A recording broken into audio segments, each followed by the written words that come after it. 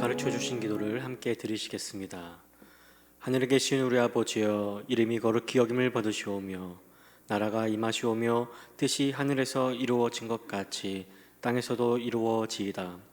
오늘 우리에게 일용할 양식을 주시옵고 우리가 우리에게 죄 지은 자를 사하여 준 것 같이 우리 죄를 사하여 주시옵고 우리를 시험에 들게 하지 마시옵고 다만 악에서 구하시옵소서. 나라와 권세와 영광이 아버지께 영원히 있사옵나이다. 아멘. 길과 진리이며 생명이신 하나님 아버지, 주님을 삶의 중심에 모시고 싶지만 고단한 현실을 핑계로 삼아 늘 주님을 중심이 아니라 주변으로 밀어내고 있음을 주님 회개하며 나아갑니다. 주님 뜻에 따라 자유롭게 살고 싶지만 정작 세속의 물결에 따라 이리저리 밀려다니는 우리들입니다. 우리의 믿음 없음을 용서하여 주시옵소서. 주님, 그러나 곳곳에 주님의 말씀으로 세움받고 주님의 말씀으로 하루를 시작하며 주님의 말씀을 중심에 두고 사는 주님의 사람들이 여전히 있기에 오늘도 희망이라는 이름 앞에 섭니다. 주여, 오늘도 우리들을 이끌어 주시고 오늘 하루도 우리의 기도를 들어 주시옵소서. 감사드리오며 예수님의 이름으로 기도합니다. 아멘. 찬송가 363장, 내가 깊은 곳에서. 363장 다 함께 한 목소리로 찬양하시겠습니다. 내가 깊은 곳에서 주를 불러와뢰니 주여 나의 간구를 들어주심 바라고 보좌 앞에 나가니 은혜 내려 주소서. 주가 죄를 살피면 누가 능히 서리요. 오직 주만 모든 죄 용서하여 주시니 주님 앞에 떨면서 용서하심 빕니다. 파수꾼이 새벽을 기다리고 바라듯 나의 영혼 주님만 간절하게 바라네. 이스라엘 백성아, 주를 바라보아라. 주의 크신 은혜와 그의 능력 바라라. 주의 깊은 은총에 우리 구원이 있으니 변함없는 주님만 믿고 기다릴지라. 파수꾼이 새벽은 기다리고 바라듯 나의 영혼 주님만 간절하게 바라네. 이스라엘 백성아 주를 바라보아라. 주의 크신 은혜와 그의 능력 바라라. 주의 깊은 은총에 우리 구원 있으니 변함없는 주님만 믿고 기다릴지라.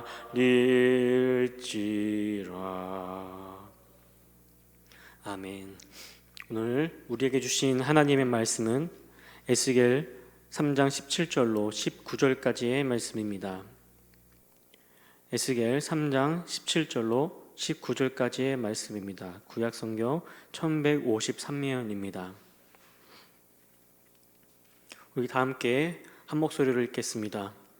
인자야, 내가 너를 이스라엘 족속의 파수꾼으로 세웠으니 너는 내 입의 말을 듣고 나를 대신하여 그들을 깨우치라.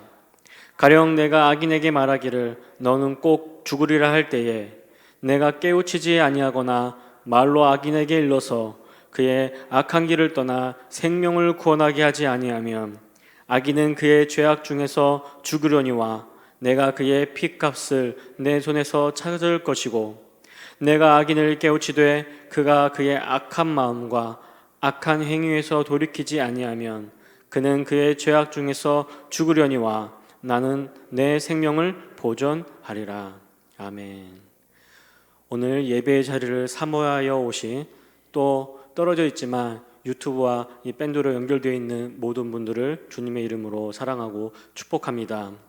오늘 하루도 말씀에 힘입어서 불안한 세상에 흔들리지 않는 성도님들이 되시기를 바랍니다. 여러분은 10월을 지금 어떻게 살고 계십니까? 이제 올 한 해도 어찌어찌해서 다 갔다, 그렇게 하면서 내년을 그냥 기다리고 계시지는 않는지요? 방송국은 10월을 개편을 한다고 합니다. 추석쯤에서 파일럿 방송, 시험적인 프로그램을 방영하고 마지막으로 점검하면서 좋은 반응이 좋은 것들을 이 10월 달에 내보낸다고 하죠. 왜 그런지 보면 조금 이해가 가실 것입니다. 코로나로 우리의 일상은 지금 많이 바뀌었죠. 여러분 1월부터 어떻게 사셨는지 한번 보시기 바랍니다. 1월에서 3월까지 나름의 계획을 세웠지만 갑작스러운 사태에 우왕좌왕하며 지냅니다. 4월, 6월에는 어떻게 보내셨습니까? 어찌어찌 버티며 계획한 것을 연습하고 시도해 봅니다. 7월에서 9월은 어떻게 보내셨습니까? 그러면서 시행착오를 겪어봅니다. 저의 행동이었습니다. 그럼 10월부터 12월까지는 무엇을 해야 할지 보입니다. 시행착오를 겪으면서 나온 결과로 몰입하며 밀고 갈 때입니다. 그래야 내년 목표가 보입니다. 1월 다시 목표가 세워지는 것은 그때는 가만히 있어서가 나오는 것이 아닙니다. 그래서 이 아침 10월에 예수님을 닮은 이 성품 큐티의 주제, 경각심이 주는 그 단어의 무게가 참으로 무겁게 느껴집니다. 여러분, 오늘 본문에서 하나님은 선지자 에스겔을 시대의 어둠 속에 이스라엘의 파수꾼으로 지금 부르시고 계십니다. 오늘 우리도 하나님께서 에스겔처럼 이 시대의 파수꾼으로 부르고 계신다는 것을 기억하고 계시기 바랍니다. 우리의 일상은 여러분 내년에는 더 많이 바뀔 것 같습니다. 사회학자들은 코로나가 이제 끝날 거야 하면서 이전의 삶으로 다시 돌아갈 거라고 보지 않습니다. 끝나더라도 이미 사회는 변했을 거라고 합니다. 오늘 우리는 어떻게 이 10월을 3개월 남은 이 한 해를 어떻게 보내고 계십니까? 지나가겠지, 또 지나가겠지 하며 웅크리며 있으십니까? 오늘 말씀의 시작은 하나님께서 에스겔을 파수꾼으로 세우시는 장면으로 시작하고 있습니다. 우리 17절 말씀을 함께 보겠습니다. 인자야, 내가 너를 이스라엘 족속의 파수꾼으로 세웠으니 너는 내 입의 말을 듣고 나를 대신하여 그들을 깨우치라. 에스겔의 시대는 주전 597년 북이스라엘이 이미 망하고 바벨론의 2차 침공 때 즉위한 지 석 달 된 어린 왕 여호야긴과 사람들이 바벨론으로 끌려가서 포로가 됩니다. 그 사람들 중에 에스겔도 있었습니다. 에스겔은 끌려간 지 4년 후에 주전 593년 하나님께서 예언자로 또 선지자로 부르십니다. 이스라엘 사람들은 곧 이 시기도 끝나겠지, 하나님이 곧 회복시켜 주실 거야 라는 근거 없는 낙관이 지배적이었습니다. 그러나 에스겔의 선포는 아니었습니다. 예루살렘은 완전히 망하고 하나님의 심판은 피할 길이 없다. 예언처럼 예루살렘이 완전히 무너지게 됩니다. 그리고 그 이후에 희망의 메시지를 선포합니다. 다시 여러분, 오늘 말씀을 보면 하나님은 에스겔을 이스라엘의 파수꾼으로 세웠는데 에스겔에는 크게 두 가지 미션을 주십니다. 첫째로, 너는 내 입의 말을 듣고, 둘째는 나를 대신하여 이스라엘 사람들을 깨우치는 것입니다. 저는 요즘에 한국교회의 많은 사람들이 무너진 신앙의 이야기를 곳곳에서 듣습니다. 무너진 이스라엘과 같은 느낌을 많이 받습니다. 그래서 어떻게 이 시기를 잘 헤쳐나갈 수 있을까 참 많이 고민이 됩니다.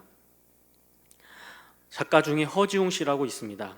이 허지웅 씨는 버티는 삶이라는 그의 책에서 지금 시대에게 또 다음 세대에게 필요한 것은 버티는 삶의 자세라고 합니다.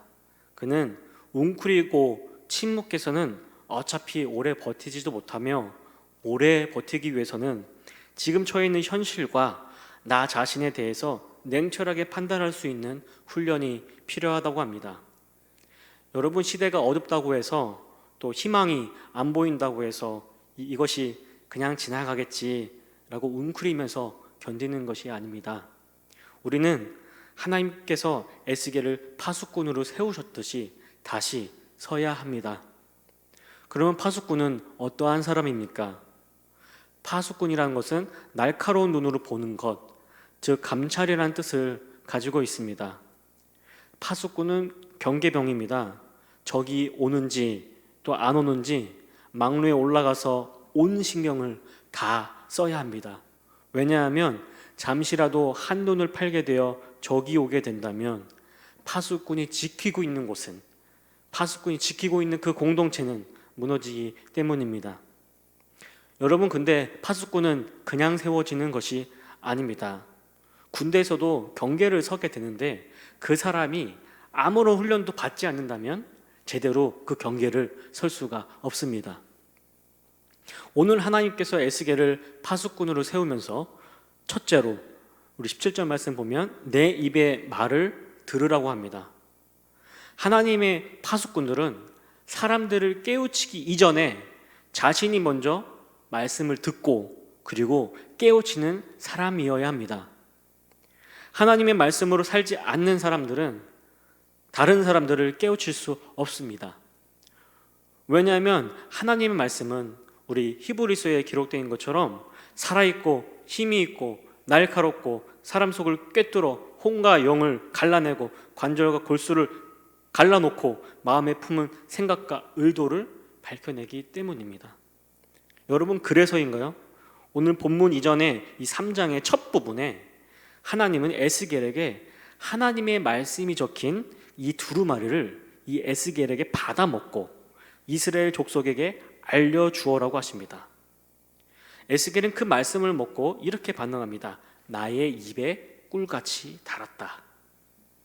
말씀을 사모하고 입에 넣은 꿀같이 맛있게 먹는 자에게는 하나님께서는 내가 하는 모든 말을 마음속에 받아들이고 귀를 기울여 들으라고 오늘 말씀하고 계십니다. 파수꾼으로 세움을 받는다는 것은 먼저 자기 자신이 이 말씀 앞에 철저히 훈련되어야 한다는 것입니다. 이것이 에스겔이 파수꾼으로 받은 첫 번째 임무였던 것이죠. 두 번째로 사람들을 깨우쳐야 합니다. 파수꾼은 사람들을 깨우칠 때 나팔을 불어 깨우칩니다. 오늘 본문에서 30장 뒤에 있는 이 33장에는 다시 오늘과 비슷한 말씀으로 파수꾼이 등장합니다. 그때 파수꾼이 나팔을 불러 경고한다고 합니다. 파수꾼의 의무는 위험을 미리 알아채고 이 경고의 나팔을 제때 부는 것입니다. 경고의 나팔을 불었는데도 사람들이 그 소리를 무시했다면 그들은 자기들의 죄 가운데 죽은 것입니다. 그러나 정말 중요한 것은 파수꾼이 직무를 태만히 해서 백성들이 경고를 받지 못했다면 그 책임은 파수꾼에게 있습니다. 오늘 본문 18절, 19절은 그것을 이야기합니다. 우리 18절을 함께 보겠습니다. 가령 내가 악인에게 말하기를 너는 꼭 죽으리라 할 때에 내가 깨우치지 아니하거나 말로 악인에게 일러서 그 악한 길을 떠나 생명을 구원하게 하지 아니하면 그 악인은 그의 죄악 중에서 죽으려니와 내가 그의 핏값을 내 손에서 찾을 것이고. 저는 올해 목사로 부르심을 받은 저에게 이 말씀을 마주하며 목회자로서의 반성을 많이 하게 됩니다. 하나님의 말씀의 대언자로 부르심을 받았는데 나는 지금 파수꾼의 역할을 제대로 하고 있는 것인가? 코로나로 인해서 이 새로운 패러다임의 이 시대 속에 하나님의 말씀 속에 제대로 지금 못 붙들려서 지금 나는 흔들리고 있는 것은 아닌가? 파수꾼이 부는 나팔처럼 내가 부는 나팔 소리가 다른 사람들에 분명하게 들리지 않았던 건 아닌가? 또는 나는 이강백 씨의 파수꾼의 영국처럼 사람들을 위해서 거짓 나팔과 양철북을 지금 두들기고 있는 것은 아닌가? 주님의 말씀을 전하지만 매번 그대로이고 그리고 여전히 삶에서 무너지는 모습들을 볼 때 오늘 말씀은 저에게도 경종을 울리는, 또 정말 다시 깨어 있어야겠다고 저 스스로에게도 도전이 되는 말씀이었습니다. 그러나 또 위로가 되고 또 에스겔이 공감이 되는 것은 에스겔도 그러한 상황 가운데 놓여 있어서 그럼에도 불구하고 주님의 말씀을 전하는 자였기 때문에 힘을 얻을 수 있습니다. 본문 19절 말씀입니다. 내가 악인을 깨우치되 그가 그의 악한 마음과 악한 행위에서 돌이키지 아니하면 그는 그의 죄악 중에서 죽으려니와 너는 내 생명을 보존하리라. 에스겔이 하나님의 말씀을 전하여도 돌이키지 않는 그러한 사람들이 있습니다. 에스겔은 그 마음을 이렇게 표현합니다. 14절 말씀에는 나는 괴롭고 분통이 터진 심경에 잠겨 있다고 기록합니다. 이 마음은 저의 마음 같기도 하고 또 에스겔의 마음이기도 하지만 하나님의 마음인 것을 알게 됩니다. 그래서 24절 후반절 말씀에는 여호와의 권능이 힘있게 나를 감동시켰다고 합니다. 바로 하나님께서 그들을 다시 회복시키고자 하는 그 마음 때문에 하나님의 말씀을 들으려고 하지 않는 사람들에게 하나님의 말씀을 그럼에도 불구하고 전해야 합니다. 우리 모두가 그러한 책임을 가져야 합니다. 하나님도 이 백성들이 이스라엘 백성들이 말을 듣지 않는다는 것을 잘 알았습니다. 그래서 뒤에 33장을 보면 이렇게 말씀하고 있습니다. 너 사람아, 내 민족의 자손 모두가 단밑이나 집 문간에서 내 이야기를 하며 자기들끼리 서로 말하기를 어서 가서 주님께서 그에게 무슨 말씀을 하셨느니 드러나 보자 하면서 마치 호기심 많은 사람들이 무슨 구경거리를 보러 오듯이 너에게 올 것이다. 에스겔에게 하는 말씀입니다. 그러나 그들은 내가 하는 말을 듣기만 할 뿐 그 말에 복종하지는 않을 것이다. 그들이 입으로는 달갑게 여기면서도 마음으로는 자기들의 욕심을 따르기 때문이다. 여러분, 지금의 상황도 별반 다르지 않을까 생각이 듭니다. 어제 회개의 말씀을 전했는데 여전히 회개와 비대면하고 있지 않으신가요? 듣기만 할 뿐이라는 그 말에 복종하지 않을 것이다. 그런 주님의 말이 제게는 참 쓰라리게 들립니다. 여러분, 10월입니다. 여러분, 올 한 해도 3개월 남짓 남았습니다. 어찌저찌 이 시기를 보냈다면 지금부터는 앞으로의 우리의 신앙을 세우기에 파수꾼으로 그 사명을 감당하기 위해서 이 3개월 다시 여러분들의 믿음을 세우시기 바랍니다. 하나님께서는 파수꾼을 세우실 그러한 자들을 찾으시고 이 사람들을 통해서 회복을 선포하고자 하십니다. 먼저 파수꾼으로서 주님의 말씀을 입에 꿀같이 먹는 자들이 되어야겠습니다. 다른 무엇이 아닌 다시 주님의 말씀 앞에서 우리는 회복되고 어떠한 적이 오더라도 경고의 나팔을 힘껏 불며 이 시대의 파수꾼으로 사는 성도님들이 되시기를 바랍니다. 우리 함께 기도하겠습니다.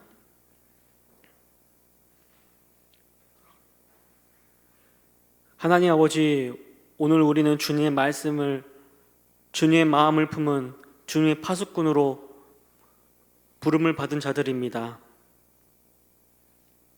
하나님 아버지, 이 아름다운 계절 10월 무르익어 가는 자들이 되기를 주님 소망합니다. 세상이 주님의 이름을 어찌하지 못한다는 것과 주님의 나라에 흠집 하나 내지 못한다는 것을 주님 잘 아십니다. 그럼에도 세상은 온종일 악해집니다. 주님께서는 이 모든 것을 또한 아십니다. 사랑의 주 하나님, 주님의 사람들을 돌이켜 세워주시고 파수꾼의 사명을 감당하는 자로 세워주시옵소서. 주님의 선한 뜻을 받아들이지 않는 사람들을 돌이켜 세우셔서 그들이 우리와 함께 주님의 뜻을 위해 살아가게 하여 주시옵소서. 어떠한 불의와 또 십자가의 고난이 우리에게 올지라도 하나님, 기쁘고 버티고 견디며 그 안에서 오는 주님의 은혜와 평화를 깨닫고 확인하며 체험하게 하여 주시옵소서. 오늘도 감사드리며 예수님의 이름으로 기도합니다. 아멘. 오늘 우리 주신 말씀을 기억하면서 주님, 무너진 세대들이 주님의 말씀으로 다시 세워 주시옵소서. 특별히 다음 세대들, 우리 어린 자녀들, 학생들, 또 이제 대학과 취업의 문턱에 있는 학생들이 세상의 사람들이 아니라 주님의 사람으로 믿음으로 단단하게 해달라고, 또 각자 육적으로 영적으로 무너진 부분들이 있다면 주님 만져주시고 회복시켜 주시옵소서. 우리 이러한 고백을 담아서 우리 주여 한번 외치며 우리 기도하겠습니다. 주여!